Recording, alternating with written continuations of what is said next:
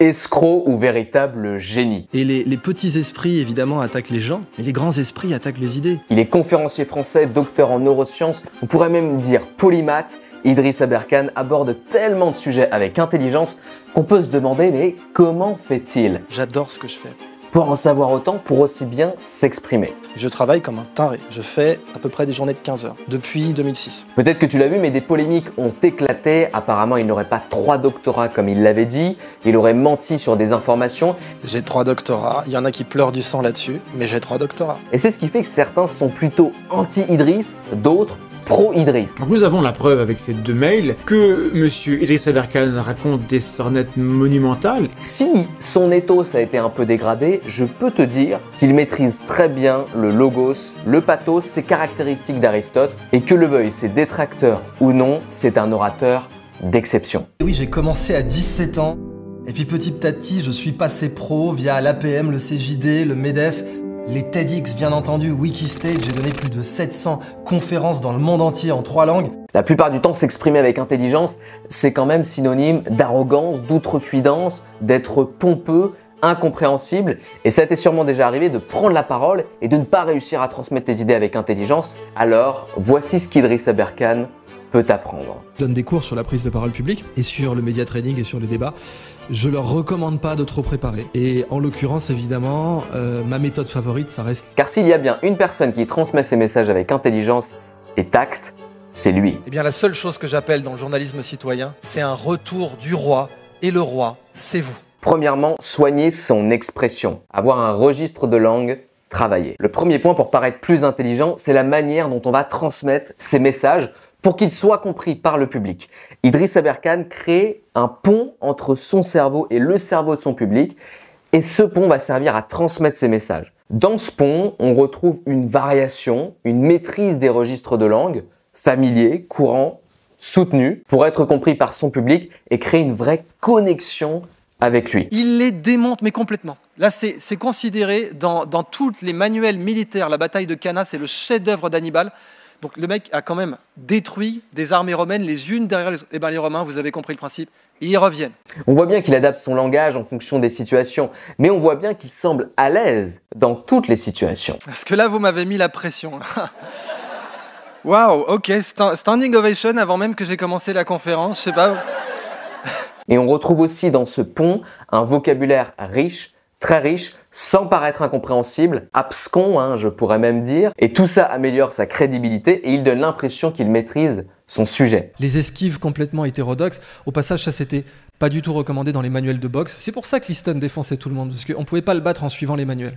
Il voyait même très bien, et il avait un jeu de jambes complètement stellaire qui va être copié par Bruce Lee. Tu sais, t'as beau utiliser des références, des mots compliqués, si on ne te comprend pas, ça va pas marcher. L'idée n'est pas de montrer que tu es intelligent. L'idée, c'est que chacun prenne conscience de sa propre intelligence.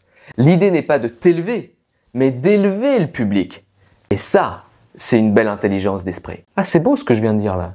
Ah, c'est pas mal. D'ailleurs, ça me rappelle toujours une citation de Nicolas Boileau qui disait « Ce que l'on conçoit bien s'énonce clairement et les mots pour le dire arrivent aisément. » Donc, enrichis ton langage, développe du vocabulaire en lisant davantage des articles, des livres. Ça te permettra d'apprendre de nouveaux mots. Et si tu les utilises régulièrement dans tes conversations, tu vas t'exprimer de manière plus précise et persuasive. Après, je te l'accorde, il ne suffit pas d'utiliser juste des bons mots, mais, et ça c'est le deuxième point, de travailler ton élocution. Si tu veux être perçu comme intelligent, ta manière de t'exprimer doit être claire, bien articulée. Les mots, c'est une musicalité. Alors révèle les notes, les sons de cette belle langue française. Prends le temps de pratiquer et d'améliorer ta prononciation, en particulier pour les mots les plus complexes. Tu peux aussi parler lentement, prends des pauses. Les mots ont eux aussi besoin de leur pause café.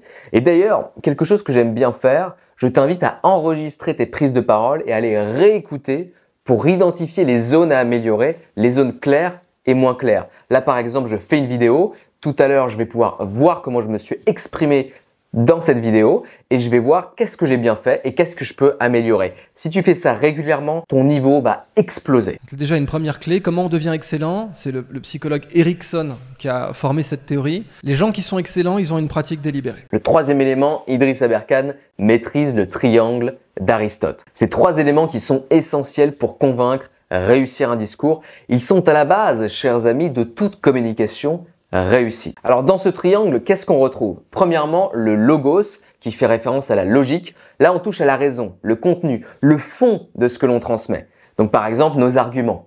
Et là, Idriss Aberkane, c'est du logos très poussé. Il a une très bonne structure dans son argumentation. On a des arguments, on a des exemples. En tout cas, l'objectif de l'école, c'est de fournir un taux d'erreur faible.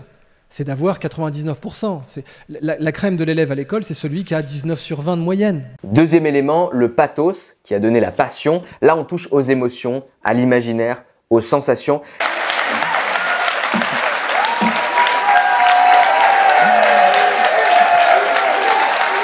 Et ce que je trouve vraiment intéressant pour comprendre le pathos d'Idriss Aberkane, c'est par exemple de regarder les commentaires sous ces vidéos et de voir ce que disent les gens. On retrouve de l'émotion dans les écrits des personnes. Et enfin, le troisième élément, l'éthos, qui concerne l'éthique, la crédibilité, la réputation de la personne, la confiance que l'on a en elle.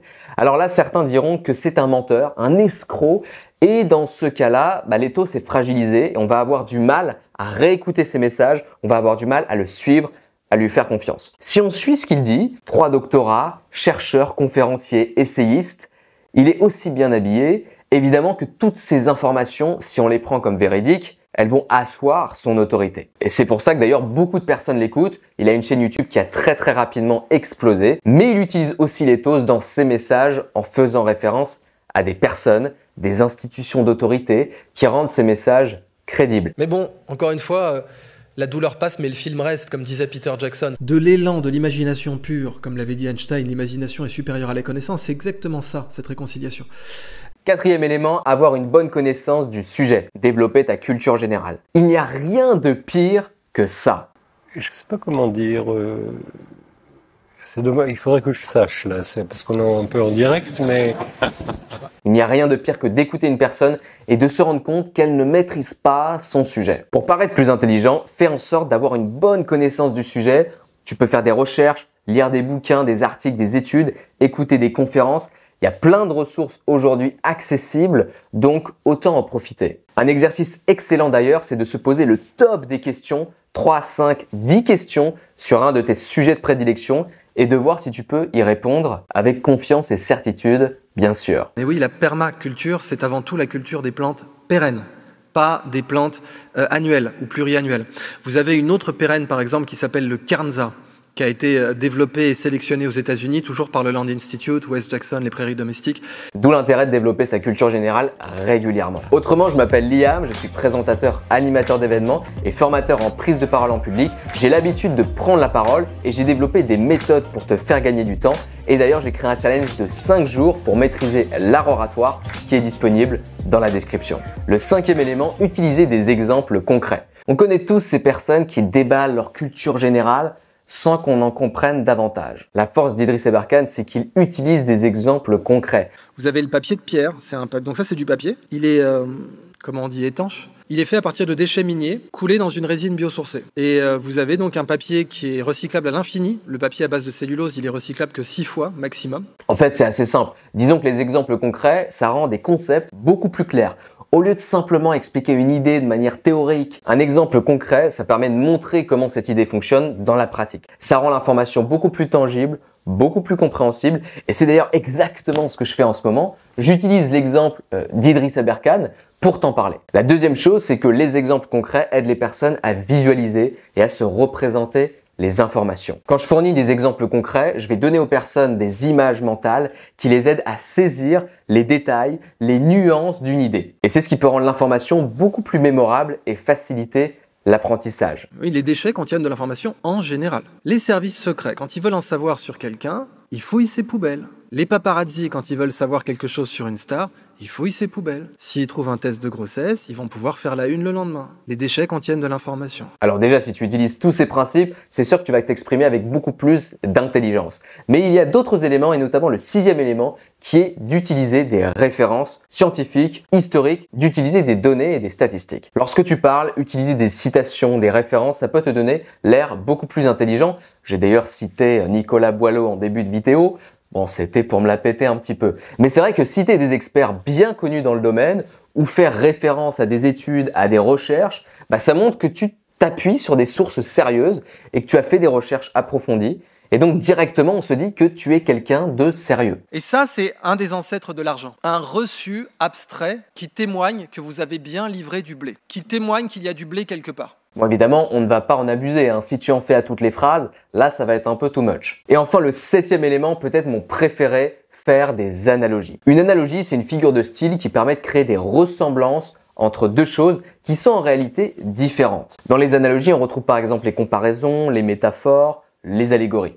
Si tu arrives à trouver des analogies pertinentes, tu vas montrer ta capacité à simplifier des sujets difficiles et à les rendre accessibles à tous. Et là, là, tu vas être pris pour le dieu de la communication. Le Martin Luther King de la communication, comme j'aime bien le dire. Alors, donc le cerveau, c'est une planète. Il a des continents. Le jazz a une tolérance quasi totale pour les fausses notes. Ce que dira Nassim Nicolas Taleb, le jazz est anti-fragile, il supporte le hasard. En gros, il y a des pièces mobiles, quoi. Si vous secouez un peu, le truc il tourne. C'est la Kalachnikov de la musique, quoi. D'ailleurs, il y a des études qui ont été faites à ce sujet. Il y a une méta-analyse. Alors, une méta-analyse, c'est une étude qui regroupe et analyse les résultats de plusieurs études, qui a été publiée dans le Journal of Educational Psychology. Tu as vu l'accent American. Et cette méta-analyse, elle s'est penchée sur l'utilisation des analogies dans l'enseignement des sciences. Et devine quoi, elle a révélé que l'utilisation d'analogies a entraîné une augmentation moyenne des scores de compréhension de 22% chez les étudiants. En d'autres termes, ça signifie quoi? Ça signifie que lorsque les enseignants ont utilisé des analogies pour expliquer des concepts scientifiques, des concepts complexes, les étudiants ont non seulement mieux compris, mais ont également obtenu de meilleurs résultats lors des évaluations. Et ça, c'est quand même plutôt cool. Alors évidemment, ça peut être difficile au début, il faut entraîner son cerveau à faire des liens pour trouver des images, mais c'est comme la musculation, hein. Plus tu t'entraînes, plus ton corps s'adapte, et plus c'est facile. Ah bah tiens, je viens de faire une analogie là avec la musculation. Ah bah c'est bon, je suis un génie. Alors oui, Idriss Aberkane, il est parfois controversé. Évidemment, il dit aussi des choses qui dérangent. Mais si on s'intéresse à son art oratoire, il est vraiment excellent et je t'invite à t'en inspirer. Et bien sûr, je le rappelle, utilise ces principes avec parcimonie pour ne pas paraître arrogant. Et maintenant, si tu veux passer de la théorie à la pratique, au concret, je te le rappelle, mais j'ai créé un challenge de 5 jours pour maîtriser l'art oratoire, devenir beaucoup plus éloquent, qui est disponible dans la description. On se retrouve de l'autre côté et souviens-toi, on ne peut pas ne pas communiquer, alors autant apprendre à bien communiquer.